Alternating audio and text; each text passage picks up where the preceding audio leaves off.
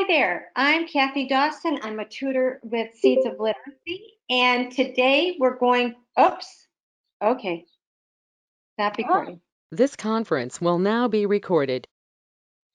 Hi there, I'm Kathy Dawson. I'm a tutor at Seeds of Literacy, and I've been doing a series on fiction over the last 3 weeks. Today's the fourth week, and the element that we're going to talk about in fiction today is conflict.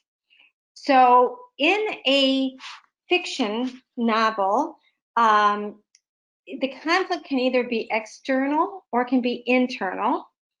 And it can, when it's internal, that means the conflict is in the character's mind, that they're struggling with something internally. And I have some examples at the bottom of this, so we'll go over that later. But if it's external, the conflict is between a character, usually a main character, and another main character. It can be someone that's not maybe a main character, but often it's another main character. So there's a protagonist, which is the good guy, and the antagonist, which is the bad guy. And those are the two people in the story that usually have a conflict. So there are different types of conflict, and I've listed a few of them here. Man versus self. So this is what I just talked about, which is internal conflict. So this is when a character is struggling with something, like trying to make a decision between right and wrong. That's often what an internal or man versus self conflict is. The next kind of conflict is man versus man. This is the most common kind of conflict in a story, and it's between two people. It could be any type of relationship. It could be between a child and a parent, or a husband and a wife, or an employer and employee. It's, you name it, they're out there. There's all kinds of conflicts. So that's man versus man, and that's the most common. Man versus society. So this mode of external conflict occurs when the protagonist or the good guy is placed at odds with like a government or some kind of cultural or societal person or entity. So they give an example here that if a child gets in trouble with his parents for sneaking out of the house at night, he is in conflict with the societal tradition that children are supposed to obey their parents. All right, so a lot of this societal versus man has to do with rules and regulations of society and how that goes against one of the characters, or the character goes against the rule or regulation. Man versus nature.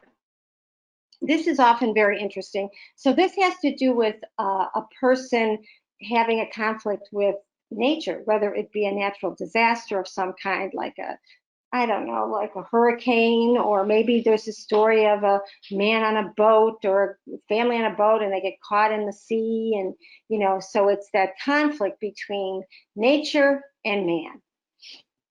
The last one is, this is an interesting, and I'm not sure how often used this is, but it's man versus machine, or man versus technology. In today's world, technology is finding its way into many, many novels, many, many stories.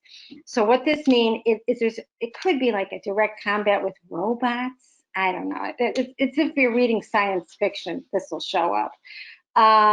It might have to do with any kind of machine, but most likely it's going to have to do with technology, whether it be a cell phone or a laptop or, an iPad, or who knows what it would be. But in today's world, there's lots of conflicts with that. So what I did was I just made a little paragraph of each kind to give you a sample of each kind of conflict. So if you were with me right now, I would be asking you to read this and tell me which of these conflicts matches which paragraph. So this first one, Jim and Susan, whoops, that's not the first one. Janet was worried. She didn't want to go to the family reunion, but she didn't want to hurt her mother's feelings. She'd been struggling with this problem for weeks. So can you guess which conflict this represents? It's not man versus man. There's no nature involved. Society, not really.